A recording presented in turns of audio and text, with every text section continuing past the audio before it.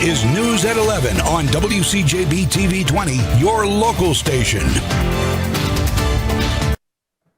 Conditions are getting worse as Hurricane Adalia moves closer to Cedar Key. TV 20 meteorologist Scott Gagliardi has been on the island for hours now, talking to officials and with residents. He joins us live from Cedar Key. Scott, tell us about the preparations you've noticed across that area. Yeah, Myra, well, what I've seen across most of the island was a few boarded up homes, plenty of sandbags. But what I've noticed across the entire island was that very few people took advantage of the extreme precautions that should have been taken when a major hurricane will be making landfall nearby. Now, we spoke with Mayor Heath Davis earlier, and he was also disappointed in what he saw. He wished more residents left the island, and at last check, we were told about 100 people refused to leave. Some residents we spoke to are leaving the island, said they did all they could in terms of preparations. I put sandbags up last time. I went over there and dug all those bags full. Spent hours working on it, and I still got water damage. But they use this foam now. And all these bottom doors, you can't see too much, but they're all sealed up, at least halfway up. And then we'll have to unseal them afterwards, but that should give us a little bit of protection.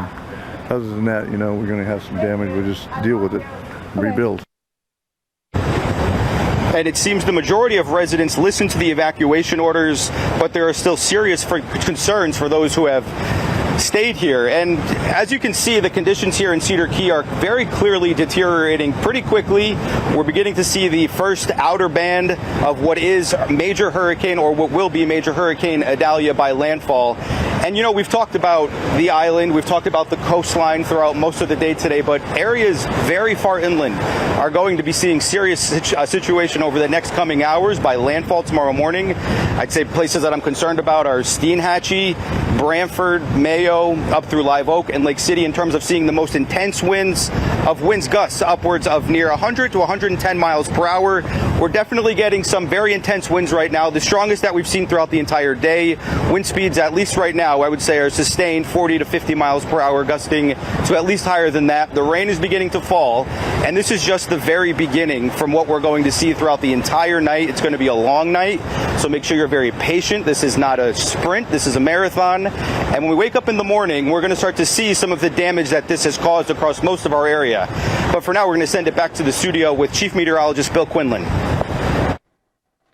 That's right. We've been watching this system intensify over the last several hours, getting just to the edge of Category 3 status. But the forecast now is to make it to Category 4 with 130 mile per hour sustained winds as we head through the early part of the morning hours as it approaches now the Taylor County coastline. That will be the brunt of the force with this system as far as wind field goes, but the rest of north central Florida will feel it down the line as well. Take a look at the 11 o'clock advisory. 110 mile per hour winds. Movement to the north at 18. Central pressure has dropped even more so from the last advisory from 10 o'clock down to 958 millibars. So continuing to see strengthening of this system. And we look at the radar view here across the area with a lot of heavy rain and bands moving in from Sarasota to Fort Myers up towards Tampa Bay and continuing heading towards Cedar Key. We're just looking at Scott. He's just starting to get the outer rain bands there. The conditions will begin to deteriorate there. As a matter of fact, how far are we from that system? We'll go from the eye of the storm, which is very well defined right now, up to Cedar Key. We're about 140 miles from Cedar Key. Storm motion is going to be continuing to move off towards the north here as it does so, and then take a little bit more of a turn towards the north and the east down the line as it intensifies into central parts of Taylor County with a Category 4. Now, the cone of uncertainty here still from St. Mark's back over towards Steinhatchee, so watch out for that system as it moves onshore. But south of that area, we're still looking at storm surge potential with the winds coming around the system and producing 10 to 15 foot storm surge here from Crystal River to Cedar Key. Inland will see some of that rainfall as well with some of the banding, and the tornado threat will be increasing. So a tornado watch continuing until 6 o'clock tomorrow morning with a flood watch to the north along I-10 into South Georgia with that heavy rainfall moving on in. Just some scattered showers out there now, nothing too heavy. Most of the wind just starting to arrive from Crystal River back over to Cedar Key with that band. You can see here's a live look at Steinhatchee right now. Quiet weather even at Cedar Key. The rainfall moving in with the potential for that wind also moving into there with a wind gust out of the east at about 30 miles an hour. Wind gusts officially at the weather station 26 over at Cedar Key, but offshore we're looking at 50, 60, 70, or 80, 100 mile an hour winds. Expect to see that moving our way as we head through the overnight with storm surge potential anywhere between 12 to 15 feet. Even the East Coast could see 1 to 3 foot storm surge with an onshore flow later on tomorrow. And like Bill just mentioned, there's a threat from the incoming storm for our inland communities like here in Gainesville as well. TV20's Jake Rongholt is live outside our studio in Northwest Gainesville to tell us the weather situation.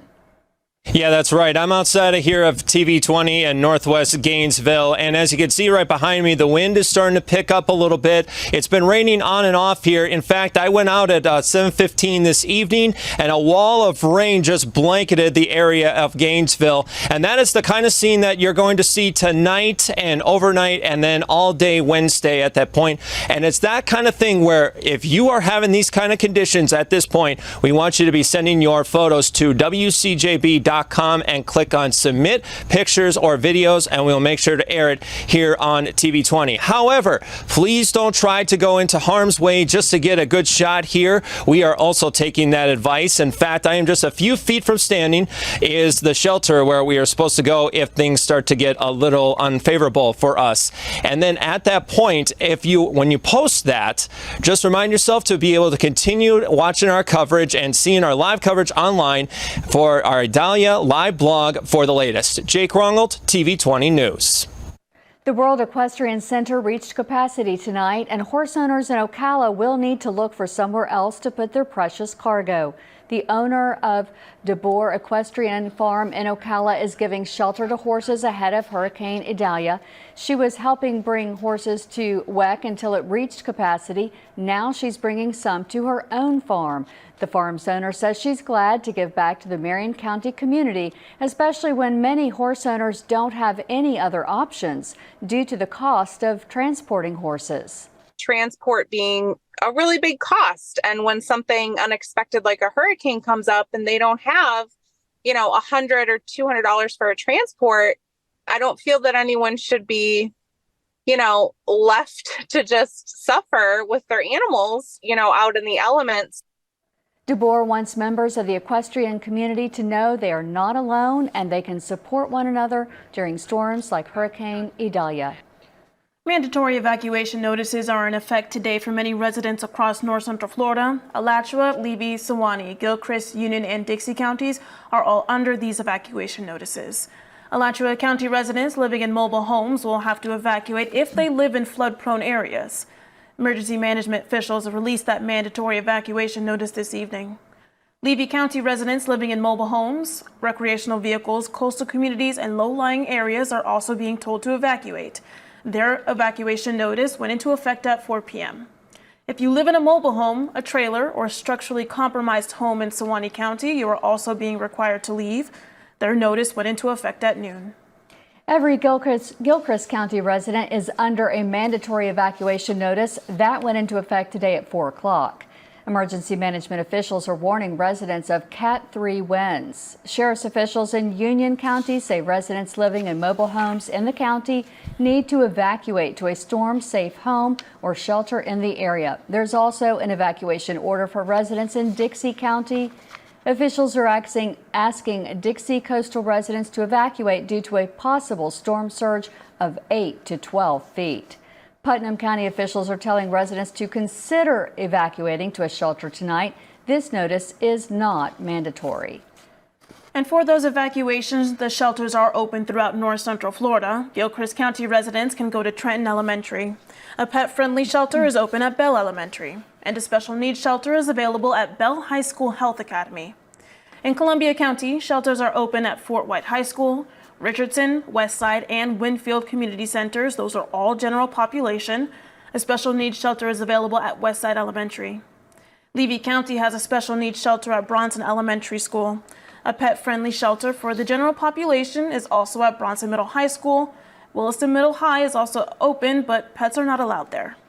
In Marion County, a special needs shelter at Westport High School is now open. Shelters for everyone else are at Forest High School, Horizon Academy, Lake Weir High School, North Marion Middle School, and Vanguard High School. The Vanguard and Lake Weir shelter locations are pet friendly. In Bradford County, the Bradford County Fairgrounds is open now for residents. In Dixie County, a general shelter is open at Dixie County High School. A special needs shelter is available at Bell Middle and High School, but this requires pre-registering with the Dixie County Health Department. In Alachua County, general population shelters are at the MLK Junior Multipurpose Center. The other is the Easton Newberry Sports Complex. You can bring your pets to both of these locations. The special needs shelter is at the Alachua County Senior Rec Center. A pet-friendly shelter is also open at Aquilla Elementary, that's just east of Hawthorne. Union County residents can shelter at Union County High School. County officials say everyone is welcome. It opened at 5 o'clock this evening. Suwannee County shelters opened at noon. Residents can go to Branford Elementary School, and anyone with pets can go to Suwannee Pineview Elementary. Suwannee Springcrest Elementary is the special needs shelter.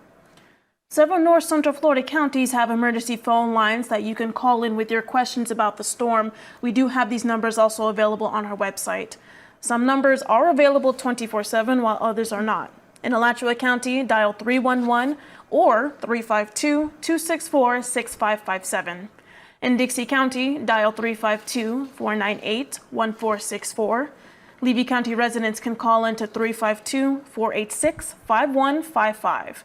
Marion County's line is open at 352-369-7500. Putnam County's number is 386-329-1904. For Bradford County, dial 904-966-6300. Columbia County residents can dial 386-719-7530. The number for Union County is 386-496-1006. Gilchrist County's public information line is 386-935-5418. Once again, you can find these emergency contacts on our website, WCJB.com.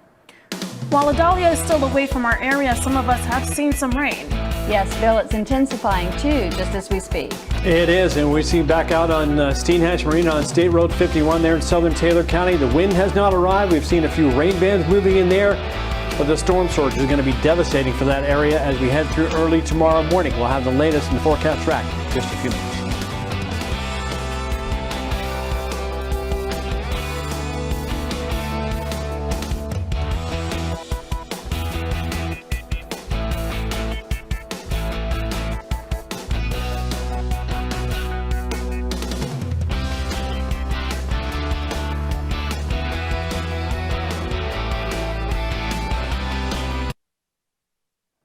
Well, Adalia is close to Category 3 status now with 110 mile per hour winds. Only one more mile per hour before it gets to Category 3 or major hurricane status. But even past that point, we're looking at possibility of getting to Category 4 with 130 mile per hour winds and gusts to 160 miles an hour before making landfall in most likely coastal parts of Taylor County, north of Steenhatchee. Right now, moving to the north at about 958 millibars. That means the pressure keeps dropping across the region. You can see the cloud shield in this is very large, but the wind field is actually fairly small still, with tropical storm force winds only about 160 miles from the center. Hurricane force winds 25 miles from the center. When we zoom on into this area right now, you can see some banding starting to develop right near the center. That's an indication this is strengthening even more so.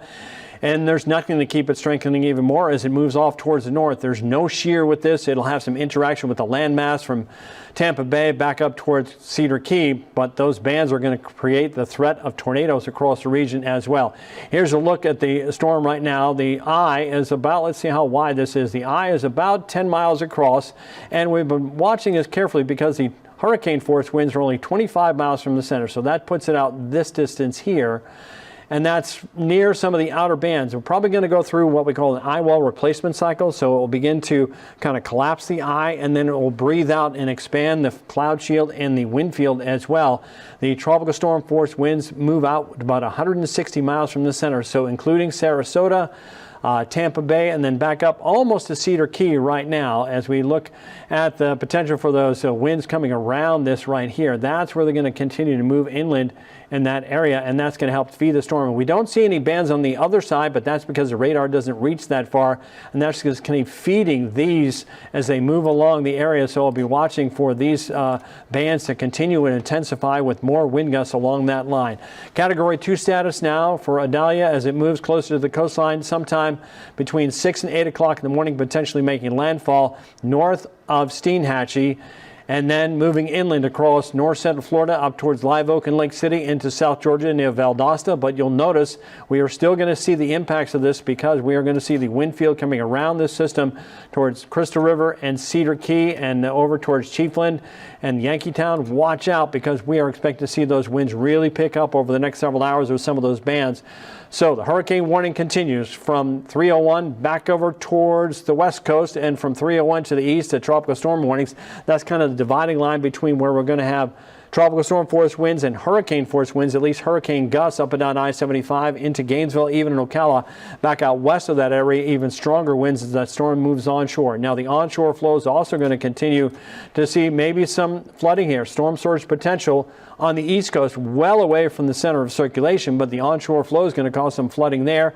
But 12 to 16 foot. Just updated this now for Taylor County, Dixie County, and Levy County through the storm passing on by in the early morning hours. And you can see the wind field has kind of shrunken a bit here. Hurricane force winds not as likely here in Gainesville, but we are still looking for the potential for some hurricane gusts across the region, but also tropical storm force winds for an extended period and heavy rainfall anywhere between 12 to 15 inches rain, with that flood threat continuing in through South Georgia. A tornado threat moving into north central Florida as well, with a tornado watch in effect until 6 o'clock in the morning along some of those bands. That's the dangerous conditions now. And the flood watch continues to 11 o'clock tomorrow night because of the heavy rainfall potentially in that area. Just a few isolated showers for this afternoon, this evening. Stronger bands moving on through Cedar Key. You can see that band moving in now just off to the south. That's where the wind is near Crystal River and back over to Homosassa. That'll be moving to Cedar Key in the next 10 or 15 minutes. So get ready. Looking at Cedar Key on the weather stem camera there, looking back out over the last 3 hours, you'll see the winds coming on by and the clouds rolling very, very quickly across the region. Here comes some of that rain with the wind gust now, tropical storm strength just 1 mile per hour below, 38 mile an hour gust now. And you'll see that storm system moves onshore in the early morning hours, potentially as a category 4 into Taylor County, and then moves into South Georgia, South Carolina. Going to see tremendous flooding in those areas, but we are not out of the woods. More rainfall moving in for Thursday afternoon, Thursday evening with some stronger thunderstorms as well. Here's your 7-day forecast. We'll go with 90% chance of rain tomorrow, 70% Thursday, 60% Friday. The temperatures drop off a little bit here as we head through the weekend and jump back up for the beginning of next week. Power outages are already starting to increase as Adalia makes its track toward the coast. Let's check in with Ruel for an update on power that's been affected in north central Florida. Thank you, Myra. Well, according to Power Outage US, this is the website that tracks power outages across the entire country. For the state of Florida this evening, the last update came at 11:11. Nearly 17,000 people across our state are dealing with no power, although our focus is north central Florida. Let's start with our coastal communities. This is Dixie County. It's reporting 0 customers out in that area. That's according to Central Florida Electric Cooperative, but maybe they just haven't updated their numbers yet for that area. Looking back to our map. Levy County on your screen, about 18 customers there. Again, Central Florida Electric Cooperative not reporting as many power outages that may be in that area for those folks. Back to our map, just an earlier check earlier in this newscast, the inland communities of Columbia and Sewanee were dealing with a lot of power outages. Getting an updated number for those areas, Sewanee County has about 37 people without power this evening. Back to our map, checking on Columbia County. 125 people out in that area. That's out of 18,000 customers with Clay Electric Cooperative that's being tracked this evening. Back to our map here. Let's check in on Alachua County, 22 customers in that part of north central Florida. Marion County on our screen. Just 31 customers there. Really across our area, the only differentiation that we see with this color blue across this map is Wakulla County.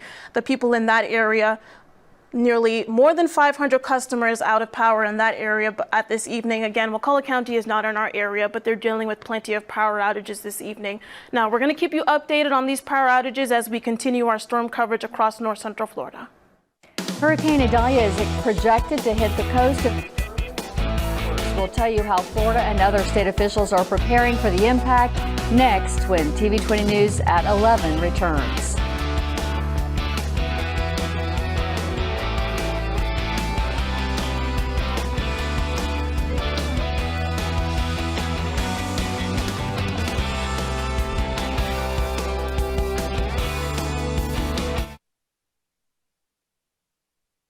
Hurricane Adalia is continuing toward the coast of Florida with 110-mile-per-hour winds and growing. ABC's Ika Jachi is joining us from Tampa with details about the storm's potential damage statewide. Hurricane Adalia inching closer to land. The storm, now a Category 2 hurricane with wind speeds in excess of 105 miles per hour, expected to hit Florida's Big Bend on Wednesday morning. The National Weather Service calling Adalia an unprecedented event, since no major hurricanes on record have ever passed through the region. Adalia's outer bands already causing havoc in the Sunshine State. Winds picking up speed, rough surf in the Keys, tornado warnings near Naples. But the biggest concern, life-threatening storm surge. Governor Ron DeSantis ordering evacuations for low-lying areas in 22 counties. It's the strongest hurricane since I lived here, 40 years. To our area. FEMA urging families to follow the evacuation orders and get out while there's still time. If you are in a storm surge warning area, it could mean just traveling 10 or 20 miles to get out of the most significant impact areas. It does not mean having to travel hundreds of miles to get out of the storm's path. Here in Tampa, the city's main hospital erecting an aqua fence around the building to keep the water out. Further north, the barrier island of Cedar Key, boarded up. Almost everyone is gone. Governor Ron DeSantis says the city could see up to 13 feet of storm surge. All this as state and federal emergency crews make preparations. Elite urban search and rescue teams are on the ground, along with power crews from as far away as Maine, anticipating major power outages. The Florida National Guard deploying 5,500 guardsmen to assist with storm prep and response, all while the DoD stands ready to assist. The storm is now causing concerns in neighboring states. Georgia, North and South Carolina are now in a state of emergency. In Tampa, Ika Jachi, ABC News. If you need a ride home from a shelter, Uber is offering free round-trip rides in certain counties in response to Hurricane Adalia. In our coverage area, that includes Alachua, Dixie, Marion, and Union counties. The trips can be up to $35 each way, and that's to and from a state-approved evacuation shelter. To order a ride, open the Uber app and enter the promo code Adalia Relief in your account wallet. The offer is valid for up to 2 trips per rider.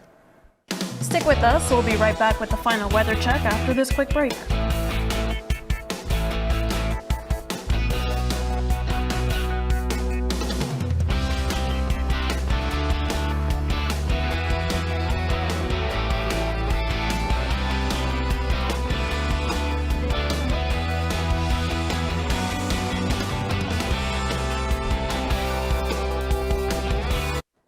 Adalia, almost a Category 3 hurricane with 110-mile-per-hour winds. 1 more mile per hour against the Category 3 status, but the forecast is to get to Category 4 before making landfall somewhere along the coastline of Taylor County, either north of Steinhatchee or closer to St. Mark's down the line. We're watching the bands around this right now. Those are going to continue to produce some very strong winds. Tropical storm force winds extend outward over 160 miles from the center. Hurricane force winds are only 25 miles from the center, but this still has a long way to go. Several more hours as we head through the overnight, about 10 more hours of intensifying as it moves across the northern Gulf. The warm water out there is going to continue to produce some very dangerous conditions moving into north central Florida. Let's take a look. We'll get rid of my picture. You'll be able to see the potential for that landfall sometime in the early morning hours, just to the west of Perry. Perry is going to take a brunt of this with 130, maybe 150 mile per hour gusts moving onshore up toward Valdosta. And then interior section of north central Florida still going to see some rainfall on the backside of the system on Thursday, with more rainfall moving our way as we head through the next several days. Continuing that trend with some very warm weather out there as we head through the end of the week. But the humidity will be high and the rain chances will be high as well. But we'll also be watching for the flooding of the rivers starting to come up over the next several days. 3-day planner, we're looking for Wednesday. 90% chance of showers and storms. The daily impacts all of north central Florida. The bulk of the wind will shift more to the north and west instead of Gainesville, Ocala, back out towards Live Oak and Lake City, over towards Dixie County, across city, moving inland towards Taylor County and Perry, and then back over on Thursday. Showers and storms still holding on here, not really associated with our tropical system, but still warm, hot, humid conditions, 70% chance of rain there. As we head through Friday, we're also looking at the possibility of 60% chance of rain moving on in. So it looks like a very stormy forecast over the next several days. Thank you, Bill. That's all the time for your TV 20 News at 11, but us here at your local station, we're going to continue our coverage on air, online, and on social media throughout the night and into the morning. We will have hourly updates for you on the latest weather conditions, and the morning news begins at 5. Stay safe and good night.